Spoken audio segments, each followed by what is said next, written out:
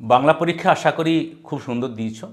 আগামীকাল তোমাদের ইংরেজি পরীক্ষা, অনেকেরই ভীতির পরীক্ষা। তো সেই ভীতি যাতে দূর হয়, আমার বন্ধু, খুব ক্লোজ বন্ধু, সাবজেক্ট এক্সপার্ট, দীর্ঘদিনের অভিজ্ঞ স্যার, তোমাদের এই ইংরেজির ভীতি কাটানো, কী করে নম্বর, ছাত্রছাত্রীরা কোথায় তারা ভুল করে, এই একটি রাত্রে কিভাবে সাবজেক্টটাকে পুরো রিভাইজ করে ফেলবে, সে বিষয়ে কথা বলবেন। তোমরা শুনতে থাকো, আশা করি ভীষণ ভীষণ উপকারে লাগবে, স্যারের প্রতিটি পরামর্শ শুনবে। তো আমি নেক্সট স্যারকেই বলবো কথাটা বলার জন্য। স্নেহের ছাত্রছাত্রীরা, আমি প্রথমেই তোমাদেরকে আমার তরফ থেকে এবং ক্রিয়েশনস অফ জেএমের তরফ থেকে স্নেহাশিস জানাচ্ছি। এরপর আমি তোমাদেরকে কয়েকটি কথা বলতে চাই, যে কথাগুলো মনে হয় ওই পরীক্ষার আগের রাতে তোমাদের হয়তো বা কিছু কাজে লাগতে পারে। দেখো, প্রথমেই আমি এই প্রশ্নপত্রের, তোমরা নিশ্চয়ই সবাই খুব ভালোভাবেই প্রস্তুতি নিয়ে ফেলেছ, সুতরাং এই পরীক্ষার আগের রাতে খুব বেশি ওই ধরনের আলোচনাতে আমি যাব না। কিভাবে প্রশ্নপত্রটাকে আমরা অ্যাপ্রোচ করব, কিভাবে সমাধান করব, কিভাবে কি কি দেখব, এক কথায় এটা আমরা এখানে আলোচনা করতে চলেছি আজকে মূলত। তো প্রথমে আমি আসি এই কম্প্রিহেনশন, যে সিন এবং আনসিন যে দুটো অংশ আমাদের থাকে প্রশ্নপত্রের মধ্যে, সেই অংশগুলোতে দেখো, এই যে প্রথম যে সিন এবং আনসিন থাকে কম্প্রিহেনশন, এটা তো পুরোটাই বোঝার উপর নির্ভর করে। তো আমরা দেখছি প্রথমেই তোমাদের যে 2022 সালের প্রশ্নপত্র ছিল, সেখানে সিন পোর্শনে যে দুটো টপিক ছিল, সেই দুটো টপিক হলো আওয়ার রান অ্যাওয়ে কাইট এবং ফ্যাবল। আবার 2023 সালের যে প্রশ্নপত্র ছিল, তাতে যে দুটো টপিক ছিল, সেটা হচ্ছে দ্য পাসিং অ্যাওয়ে অফ বাপু এবং সি ফিভার। 2024 সালের প্রশ্নপত্রে দেখতে পাচ্ছি এটা ছিল ফাদার সেলফ এবং মাই ওন ট্রু ফ্যামিলি। সুতরাং আমাদের যেটা ল অফ এলিমিনেশন এবং ল অফ অ্যাভারেজের কথা ভাবি যদি, তাহলে মনে হয় যে 2025 সালে প্রোজ সেকশন থেকে দ্য ক্যাট এবং আওয়ার রান অ্যাওয়ে কাইট থেকে প্রশ্নপত্র আসার সম্ভাবনা বেশি। তো যারা ইংরেজি বোঝে এবং প্রশ্নপত্রের অনেক দিন ধরে সমাধান করছে, তাদের কাছে যে টপিকে আসুক না কেন সেটা খুব একটা ম্যাটার করে না, যায় আসে না। কিন্তু তবুও আমার পরামর্শ হবে যে এই দুটো টপিক একটু ভালো করে, বেশি করে দেখে যাওয়া। কবিতার ক্ষেত্রে ঠিক সেরকমভাবে আমি বলতে পারি যে এবছর আমাদের দ্য স্নেইল এবং ফ্যাবল, এই দুটো থেকে প্রশ্নপত্র আসার সম্ভাবনা বেশি। সুতরাং আশা রাখি যে তোমরা এইগুলো একটু বেশি করে ভালো করে দেখে যাবে। তার মানে এই নয় যে অন্যগুলো আমরা একেবারেই দেখব না, দেখব অবশ্যই, কিন্তু আমার মনে হয় এই দুটো টপিক একটু আমরা বেশি করে দেখতে পারি।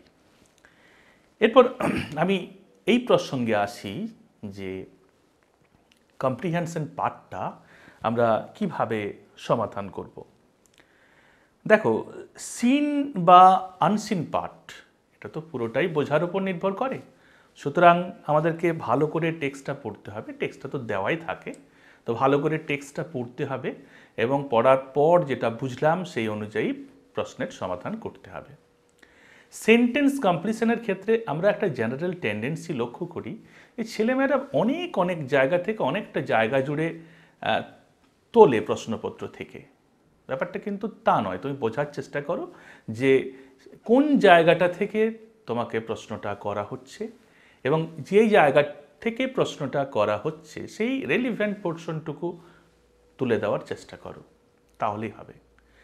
ট্রু ফলস বুঝতে হবে, বোঝার পর ট্রু ফলসের যে বক্স করা থাকে সেখানে ট্রু এবং ফলস লিখতে হবে এবং সাপোর্টিং স্টেটমেন্ট দিতে হবে। একটা জিনিস সাবধান করে দিচ্ছি যে ট্রু ফলসের ক্ষেত্রে, এখানে দেখো ছবিতে আমাদের স্যার দেখিয়ে দেবেন, যে ট্রু ফলস, হয়তো আমার সন্দেহ হলো যে এটা ট্রু না হয়ে ফলস হবে, তো তখন আমি একটা পোর্শন অল্প একটু দাগ দিয়ে কেটে সামান্য, তারপরে বাকিটা আবার লিখে দিলাম ওই জায়গাতে। এটা করো না। যদি কোনো কারণে ভুল হয়ে যায় তাহলে পাশে একটা বক্স করো নিজে থেকে, এবং তারপরে সেখানে পরিষ্কারভাবে ট্রু এবং ফলস যেটা হবে সেটার ওই টি বা এফ লিখবে।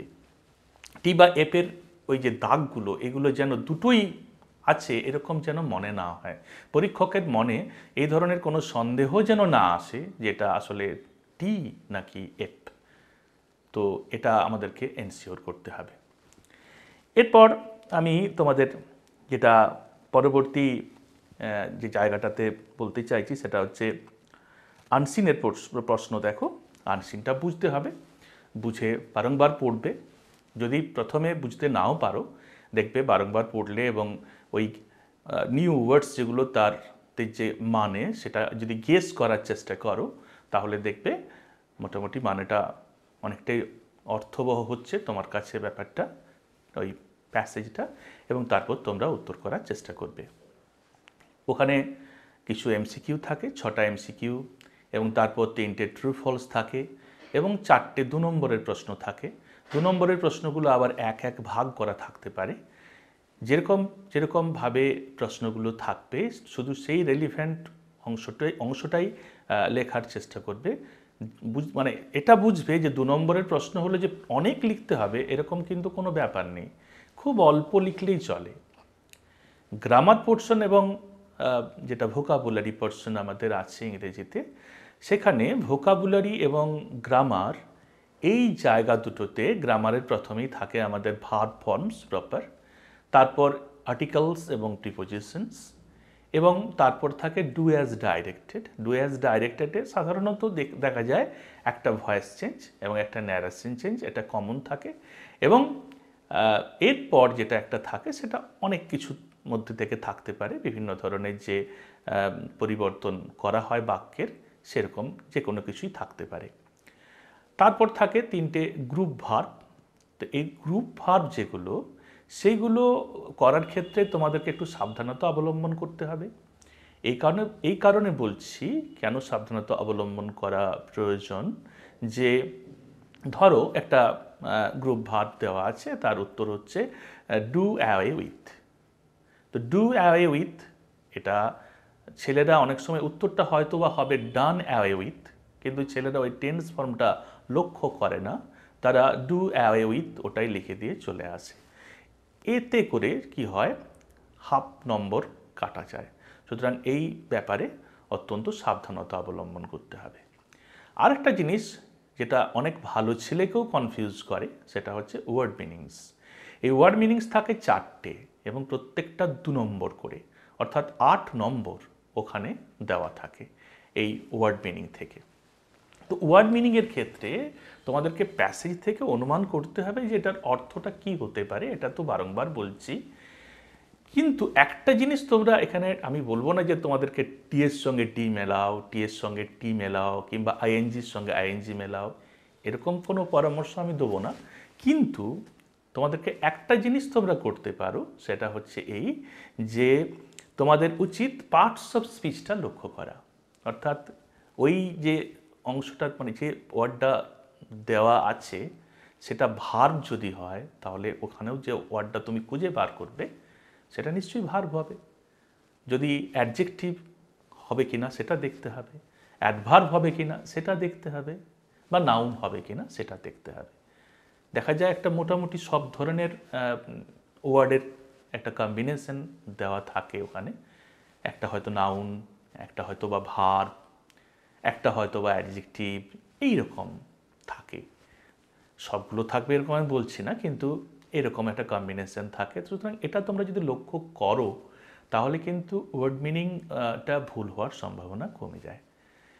তো এই গেল আমাদের 60 নম্বরের প্রশ্নের মোটামুটিভাবে বক্তব্য, যেগুলো তোমরা এই শেষ মুহূর্তে লাস্ট মিনিট দেখে যেতে পারো।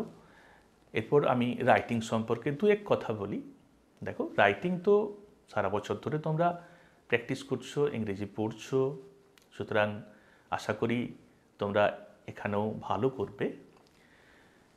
রাইটিংয়ের ক্ষেত্রে যেটা তোমাদেরকে মনে রাখতে হবে সেটা হচ্ছে, দেখো এখন যেটা চাওয়া হয় যে simple plain English is the order of the day.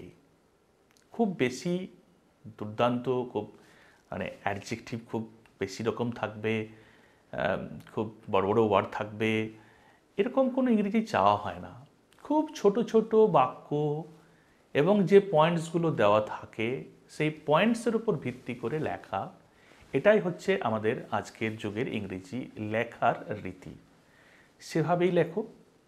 যেমন ধরো, এবার তোমার পয়েন্টসগুলোতে বুঝতে হবে পয়েন্টসের নাম্বার ভাগ করা থাকে। যখন মাস্টারমশাই খাতা দেখেন, যারা পরীক্ষকেরা খাতা দেখেন, তাদেরকে নাম্বার ভাগ করে দেওয়া হয় যে এই পয়েন্টে এত নম্বর, এই পয়েন্টে। এটা কিন্তু ছাত্রদের কাছে ভাগটা করা থাকে না, তাদেরকে অনুমান করতে হয় যে কতটা আমি লিখবো ওই জায়গায়। যেমন ধরো তুমি লিখছো visit to a place of interest বা ওই ধরনের কোনো একটা টপিক লিখছো, উদাহরণ হিসাবে আমি বলছি। তো সেক্ষেত্রে ধরো লেখা আছে place of visit, date, time, এগুলোই বুঝবে যে হয় হাফ কিংবা 1 নম্বর থাকবে। ইয়োর কম্পেনিয়ন্স, হয়তো বা হাফ কি 1 নম্বর থাকবে। আবার হোয়াট ইউ স, এটাতে কিন্তু আমাদেরকে ধরে নিতে হবে 2 বা 3 নম্বর থাকবে। এরপর প্যারাগ্রাফ লেখার ক্ষেত্রে একটা ইন্ট্রোডাক্টরি লাইন, 1-2 ইন্ট্রোডাক্টরি সেন্টেন্সেস, এগুলো আমাদেরকে দেওয়া যেতে পারে, মানে দিতে হবে, এটা পুরো নম্বর থাকে। এবং একটা কনক্লুশন পার্ট, শেষে পুরোটাকে একটা সাম আপ করা, এটার ওপরও নম্বর থাকে। এছাড়াও যে আমাদের লেখাটা যাতে লজিক্যাল হয়, তো এটার উপর নম্বর থাকে, বা আমাদের ওয়ার্ডগুলো যাতে অ্যাপ্রোপ্রিয়েট ওয়ার্ড চয়েস হয়, সেটার ওপরও নম্বর বিভাজন করা থাকে। এগুলোকে মাথায় রেখে আমাদেরকে পুরো রাইটিংটাকে লিখতে হবে, এবং খুব ছোট ছোট বাক্যে সিম্পল ইংলিশ লিখলেই হবে, খুব বড় বড় বাক্য দরকার নেই। আরেকটা জিনিস মাথায় রাখবে, তোমাদেরকে একটা ওয়ার্ড লিমিট দেওয়া থাকে আমাদের বোর্ড থেকে প্রশ্নের ব্যাপারে। এই ওয়ার্ড লিমিটটা হয়তোবা স্ট্রিক্টলি মেনটেন করা যাবে না, কিন্তু তোমরা মনে রাখবে যে এটাকে অনাবশ্যক খুব বড় করে লাভ নেই। ওই পয়েন্টসের উপর ভিত্তি করে তুমি যদি ওই পয়েন্টসগুলোকে জাস্ট ইলাবোরেট করে দাও, তাহলেই তুমি ফুল নাম্বার পাবে। যদি তুমি কোনো ভুল না করো, তোমার বাক্য গঠনে ভুল না থাকে, তোমার বক্তব্য ক্লিয়ার থাকে, সেক্ষেত্রে তোমার নাম্বার কাটা যাবে না। তাহলে খুব বেশি বড় করে রাইটিং 1 পাতা 1.5 পাতা লিখে তো কোনো লাভ নেই, তাতে বরং নম্বর মানে কাটতে পারেন মাস্টারমশাইরা। আমাদেরকে একটা ওয়ার্ড লিমিট বলে দেওয়া হয় যে এই লোয়ার লিমিটের মধ্যে থেকে লিখতে হবে, আমাদেরকে তো বলে দেওয়া হচ্ছে না। তো সুতরাং আমরা খুব অনাবশ্যক বড় করব কেন? আমরা সেটুকুই লিখব যতটুকু প্রয়োজন। আফটার অল আমাদেরকে জানতে হবে হোয়ার টু স্টপ। অনেক অনেক ভালো থেকো। আশা রাখি তোমাদের পরীক্ষা খুব ভালো হবে, এবং এই কামনায় জানিয়ে আমি আজকের এই ভিডিও